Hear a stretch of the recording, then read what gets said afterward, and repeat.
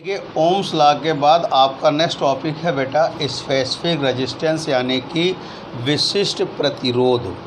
विशिष्ट प्रतिरोध क्या होता है आप देखिएगा, वैद्युत क्षेत्र की तीव्रता कैपिटल ई और धारा घनत्व जे का अनुपात विशिष्ट प्रतिरोध कहलाता है। इसे रो से निरूपित करते हैं और इसका मात्रक ओम मीटर होता है। यानी the ratio of intensity of an electric field and current density known as a specific resistance is denoted by rho and its unit ohm metre. Equation number 1 consider करें बेटा इसको। और आपको मालूम है कि V इक्वस टू होता है बेटा V upon L, equation number 2। And J equals to होता है बेटा I upon A, equation number 3। Putting the value E and J in equation number 1 we get rho equals to V upon L into A upon I। We can write as, आप इसको लिख सकते हैं rho equals to V upon I into A upon L। और आपको मालूम है कि V upon I equals to क्या होता है बेटा, R होता है, RA अपॉन L। अब देखिए हर मेटल के लिए स्पेसिफिक रेजिस्टेंस कांस्टेंट होता है, यानी हर मेटल के लिए विशिष्ट प्रतिरोध का मान निश्चित होता है। तो आप कह सकते हैं R equals to rho l upon A। जब रो हर मेटल के लिए कांस्टेंट हो जाएगा तो उसके लिए R proportional to L upon A, जिससे आप बोल सकते हैं R proportional to L, equation number 4 and R proportional to 1 upon A, equation number 5। यानी कि आपका जो रेजिस्टेंस है, resistance is directly proportional to the length of the conductor and inversely proportional to the cross section area of the conductor. यानी कि विशिष्ट प्रतिरोध जो होता है चालक की लंबाई के अनुक्रमानुपाती होता है और अनुप्रस्थ परिच्छेद के क्षेत्रफल के व्युत्क्रमानुपाती होता है। यानी कि इसी अकॉर्डिंग कॉन्सेप्ट बताते हैं जो आपको न्यूमेरिकल के लिए यूज़ होगा बेटा, इसी आर्टिकल बेस्ड है। सपोज़ करिएगा आपके पास एक L लेंथ का वायर है, L लेंथ का वायर है PQ, L लेंथ है इसका, L1 इक्वस टू L है। और इसको आपने स्क्रैच करके आपने इसको 3 टाइम्स n टाइम्स कर दिया, P डैश Q डैश, ये L2 इक्वस टू हो गया NL। अब आपका R2 इसको फाइंड करना है और इसका resistance R1 equals to R है। आपके पास बेटा एक वायर दिया हुआ है, इस वायर का रेजिस्टेंस कैपिटल R है और इस वायर को आपने जब स्क्रैच किया यानी खींच के इसको n टाइम्स कर देते हैं तो इसका रेजिस्टेंस आपको फाइंड आउट करना है। देखिएगा अगर कॉपर का वायर आपने लिया हुआ है तो कॉपर का वायर खींचने के बाद भी कॉपर का ही रहेगा। अगर कॉपर वायर है आफ्टर स्क्रैच कॉपर ही होगा, डैट इज़ मीन उसका जो स्पेसिफिक रेजिस्टेंस है यानी विशिष्ट प्रतिरोध है वो बेटा समान ही रहेगा। तो इसलिए खींचने के पहले, खींचने के बाद, before scratched and after scratched, R1 A1 upon L1 equals to R2 A2 upon L2। बेटा मेरे को R2 चाहिए तो R2 इक्वस टू होगा R1 L2 upon L1 A1 upon A2, equation number 1। अब देखिएगा स्क्रैच करने पर उसका वॉल्यूम दोनों कंडीशन में क्या होगा, सेम होगा। यानी V1 इक्वस टू V2 आएगा वायर का वॉल्यूम, यानी A1 L1 equals to A2 L2 होगा। तो यहाँ से आप A1 अपॉन A2 की वैल्यू फाइंड आउट करिएगा तो L2 अपॉन कितना होगा, L1 आ जाएगा। बेटा ये वैल्यू उठा के आप यहाँ पुट कर देंगे तो R2 equals to R1 into L2 upon L1 और L2 अपॉन L1। तो R2 इक्वस टू होगा R1 into L2 upon L1 का होल स्क्वायर। वैल्यू रखिएगा, ये R है, ये NL है अपॉन L है, कैंसिल कर देंगे।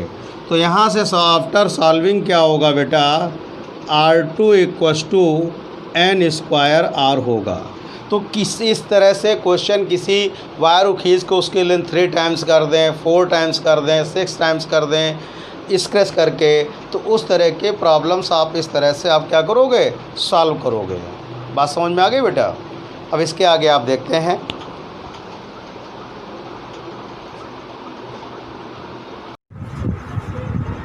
देखिए बेटा, अब इसे एक और एग्जाम्पल जो मैंने अभी आर्टिकल बताया है उसके एक और एग्जाम्पल बताते हैं आपको।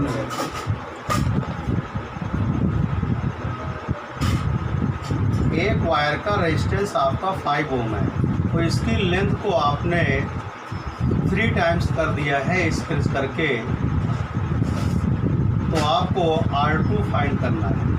यानी एक तार को खींच कर, ये तार का प्रतिरोध 5 ओम है, आपने खींच करके उसकी तार की लंबाई को 3 गुना कर दिया, तो तार का प्रतिरोध आपको ज्ञात करना है। We have a wire of 5 resistance ohm, stretch इस length is 3 times, we define the resistance in this stage. देखिए ρ1 इक्वस टू बेटा होगा ρ2, R1 A1 upon L1 equals to R2 A2 upon L2। इतनी बात क्लियर हो गई बेटा। इसके बाद होगा आपके पास R2 equals to R1 into L2 upon L1 into A1 upon A2। अब तार को स्क्रैच करने मैंने बताया इसका वॉल्यूम में कोई इफेक्ट नहीं होगा, वॉल्यूम सेम होता है, that is mean V1 equals to V2, यानी कि A1 L1 equals to A2 L2। A1 upon A2 की वैल्यू क्या होगी बेटा, L2 अपान L1 होगा। इक्वेशन सेकेंड, ये वैल्यू उठा करके आप यहाँ पर पुट करेंगे तो आपके पास होगा बेटा R2 equals to R1 L2 upon L1 into L2 upon L1। R2 equals to R1 into L2 upon L1 का होल स्क्वायर, इक्वेशन थर्ड। अब यहाँ पर आप L2 की वैल्यू 3L1 पुट कर देंगे तो आएगा R2 equals to R1 equals to 5 है, 3L1 अपान L1 का होल ऑफ स्क्वायर, कैंसिल कर दिए, 5 इंटू 3 का स्क्वायर, 5 इंटू 9, यानी कि R2 इक्वस टू 45 हो।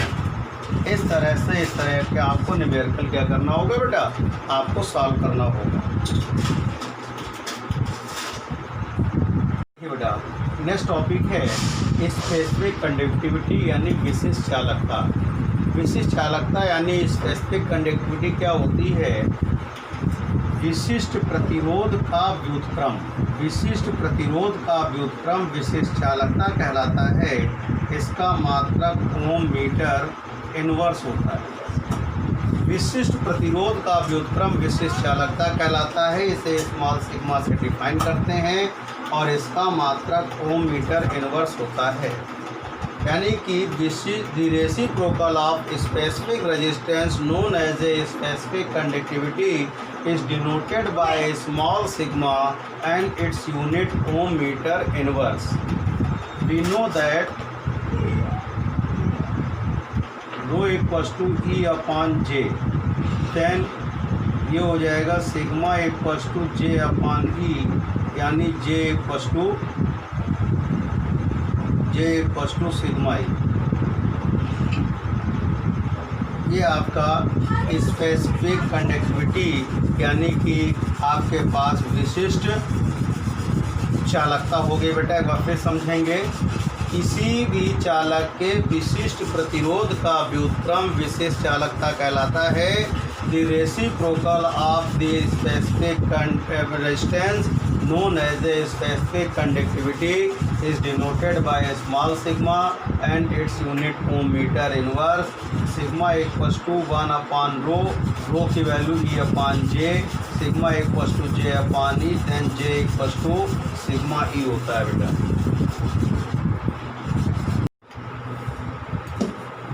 देखिए बेटा, अब टॉपिक है नेक्स्ट आपका प्रतिरोधों का संयोजन यानी कॉम्बिनेशन ऑफ रेजिस्टेंस। और यहाँ पर आपका एक कॉम्बिनेशन आपका दो प्रकार से होता है, एक सीरीज कॉम्बिनेशन है, दूसरा क्या है, पैरेलल कॉम्बिनेशन, यानी कि श्रेणी क्रम में संयोजन।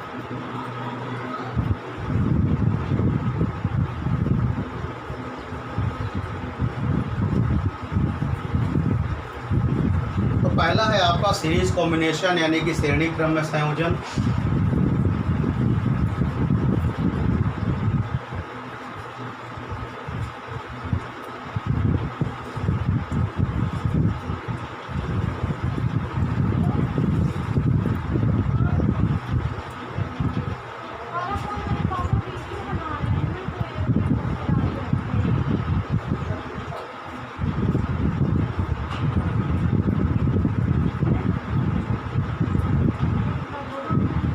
मान लीजिए बेटा तीन प्रतिरोध आपके R1, R2, R3 श्रेणी क्रम में संयोजित है और इनके विभवांतर क्रमशः V1, V2, V3 है और इनका कुल विभवांतर V है और प्रत्येक में धारा कितने बह रही है? I बह रही है।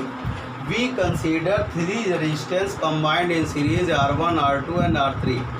Its potential difference respectively V1, V2, V3 and resultant potential difference is V. Then V equals to क्या होगा बेटा? V1 plus V2 plus V3. V equals to होता है बेटा IR, IR1, IR2, IR3, I common कर लीजिए R1 plus R2 plus R3, I to I cancel out हो गया बेटा। तो यह आएगा बेटा आपके पास R equals to R1 plus R2 plus R3। ये सीरीज़ कॉम्बिनेशन यानी श्रेणी क्रम का फार्मूला हो गया। एक से ध्यान रखेंगे, अगर प्रतिरोध सीरीज़ में है यानी कि श्रेणी क्रम में संयोजित है तो प्रत्येक प्रतिरोध में धारा समान होगी यानी करंट सेम होगी, बट उनका पोटेंशियल डिफरेंस अलग अलग होगा यानी विभवांतर अलग अलग होगा। और अगर कई छोटे प्रतिरोधों से बड़ा प्रतिरोध प्राप्त करना है तो उनको हम श्रेणी क्रम में जोड़ते हैं। अगर आपको स्मॉल रेजिस्टेंस से हाई रेजिस्टेंस फाइंड आउट करना है तो उनको सीरीज़ कॉम्बिनेशन में ऐड करते हैं। तो देखिएगा, सपोज करिए R dash equals to R plus R plus dot dot dot N, तो R dash equals to NR, यानी कि R रेजिस्टेंस जो है N रेजिस्टेंस जिनमें प्रत्येक रेजिस्टेंस कैपिटल R है अगर सीरीज़ में लगा होगा तो रिजल्टेंट कितना होगा? उसका NR आएगा। तो इस बात को आप ध्यान रखोगे। अब देखिए समांतर क्रम में संयोजन।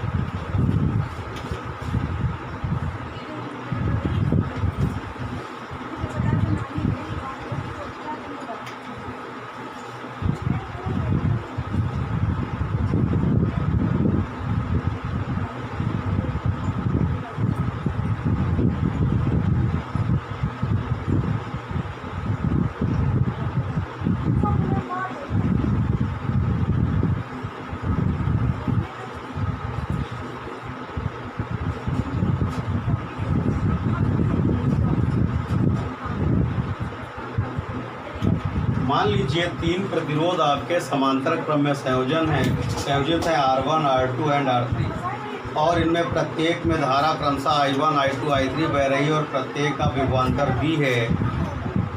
We consider three resistance R1, R2, R3 combined in parallel and I1, I2, I3 current flow respectively R1, R2 and R3 and resultant potential difference is V.